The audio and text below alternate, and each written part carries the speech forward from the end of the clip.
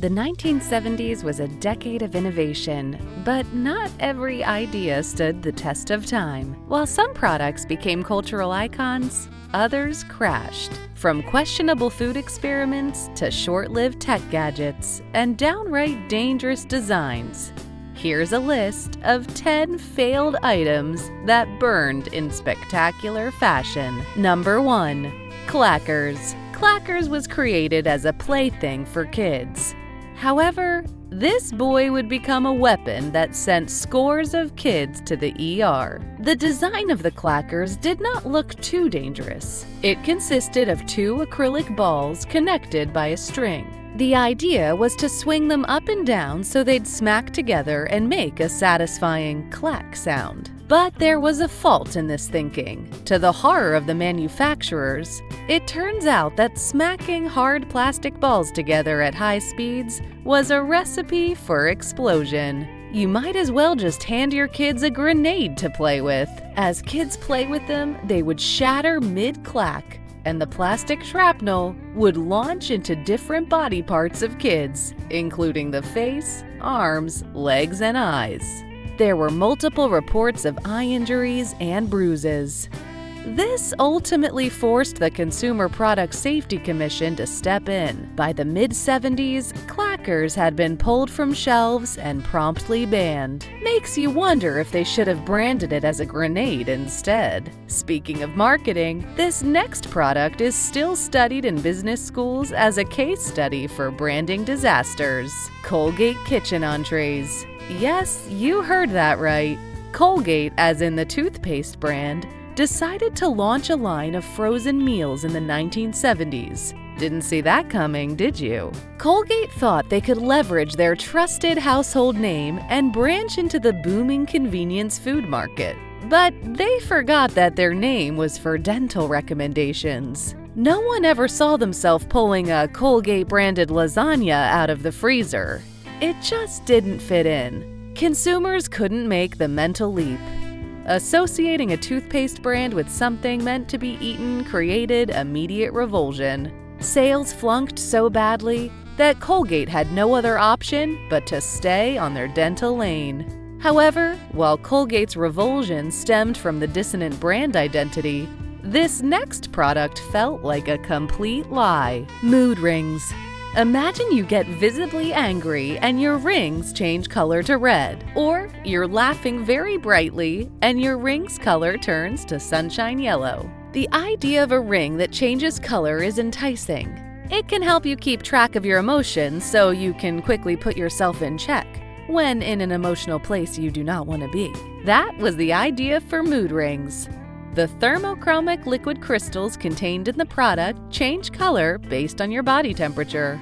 Many wore them proudly, putting themselves in check based on the black, green, or blue colors they showed at intervals. But here's the real gist. Instead of changing based on emotions, the rings changed colors based on body temperature. So, if you were holding a cold drink, the ring could change color and say you are sad. Or if your body is hot sitting by a fire, it changes color to show you are in love.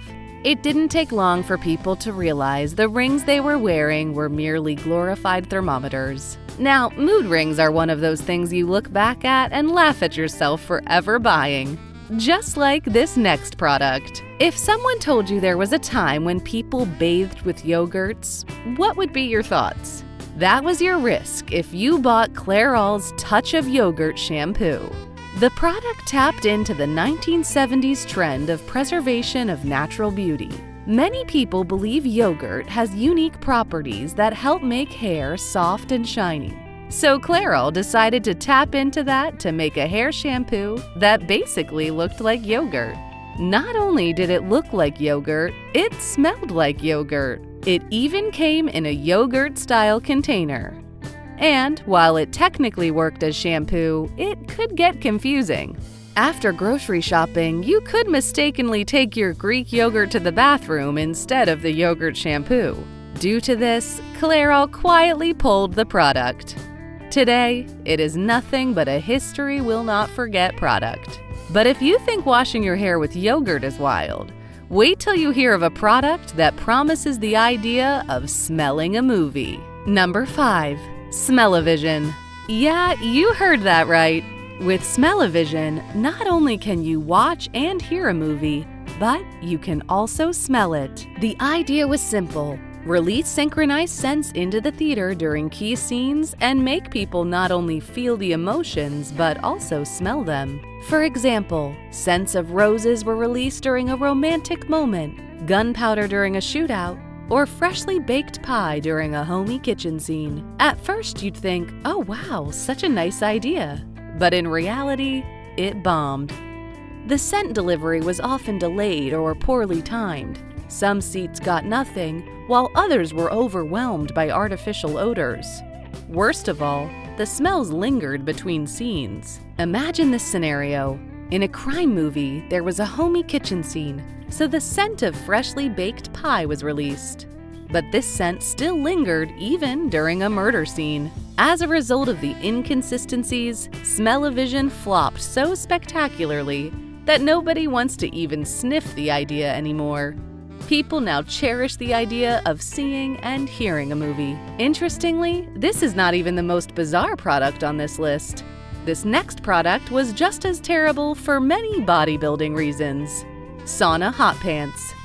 In the 1970s, people wanted to get fit, build up muscle, stay energized, and have upper and lower body strength. But instead of putting in the work, they were obsessed with quick fixes for weight loss. Sauna Hot Pants promised to help people lose inches by trapping heat and making you sweat profusely from the waist down. You can wear them anytime, while watching TV, doing chores, or pretending to exercise. In theory, the pants were supposed to help you sweat off fat, but in reality, you just got overheated and dehydrated. It didn't take long for health experts to quickly point out that sauna pants caused water loss, not fat loss. Also, you weren't losing weight in the real sense. Once you drink water, those lost inches come right back. Interestingly, Sauna Hot Pants was not the only product that tapped into the pseudo-calisthenics niche. This next product was even more ridiculous as it was dangerous. Number 7. The Twist and Tone. While people wanted to get fit, not many wanted to try really hard to get fit. They just wanted a simple routine that was as effective as some of the most complex exercises. With this in mind, Twist and Tone was born. It was an exercise device that looked like a turntable and promised to tone your core without breaking a sweat. According to the product description, Twist and Tone would help users keep fit, burn calories, and shape up the legs, hips, and waist while at it. The rationale was to offer a simple device that is as effective as any expensive exercise tools out there. The product had a disc that users stood on, gripped a nearby counter or chair, and twisted side to side. And that's pretty much it. Just twist, twist, and twist. No resistance, no weights, no cardio. Many people thought this routine would melt away belly fat, shape their waistline, and make them look like models they see on TV. But as expected, the results were disappointing.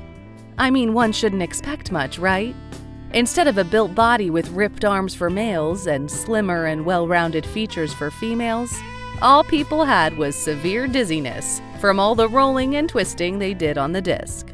Interestingly, this product would make its comeback in the 2000s, but with no promises of giving people a dancer shape or ripped arms, making the advertising of the 1970s variant look like a scam. Speaking of scams, nothing really feels more like a scam than this next product. Number 8. The Pet Rock. Created in 1975 by advertising genius Gary Dahl, the Pet Rock was literally a rock in a box with breathing holes for a nose, and that's it. Imagine having a rock in your bedroom as a pet. What's even funnier is that this came with an instruction manual on how to care for your new pet. Rock. Some instructions included commands like stay and roll over. Not that any of it fully made sense, but the idea of creating a rock as a pet caught many people by surprise.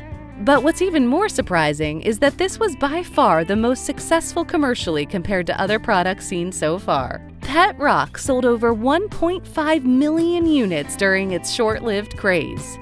It retailed at $4 a pop. You can't help but think that's a rock-solid payday for a doll. But as expected, the novelty wore off. People soon realized that all this while they were paying money for a rock with a hole drilled into it and an instruction manual came with it. They might as well go into their garden and pick up a rock if they so need a rock pet. Upon this realization, pet rock tumbled out of favor almost as fast as it appeared, leaving behind a legacy of marketing brilliance and consumer gullibility. Another product that tapped into consumer gullibility was microwavable eggs. Microwaves were the hotcake innovation in the 1970s. As a result, many companies were racing to figure out how to use them for everything. One company thought it was best to use them for scrambled eggs.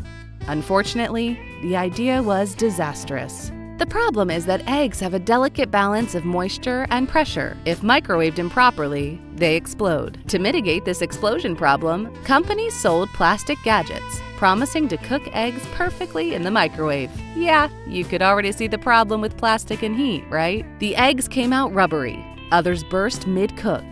Worse, some exploded after being removed, resulting in face or hand burns. Eventually, people decided microwaving eggs was not worth the hazards. After all, frying eggs in a pan wasn't so hard. Which brings us to the last item on the list. Number 10, the Itera plastic bicycle. The goal was to create a rust-proof, lightweight alternative to metal bikes, but it simply was not to be. The Itera was plagued with issues. The parts didn't fit together well, the bike couldn't handle rough terrain, and if something broke, replacement parts were hard to find. Worst of all, it just didn't feel sturdy. Despite being sold in IKEA-style boxes for home assembly, it was a disaster commercially. As it turns out, people liked their bikes as they were.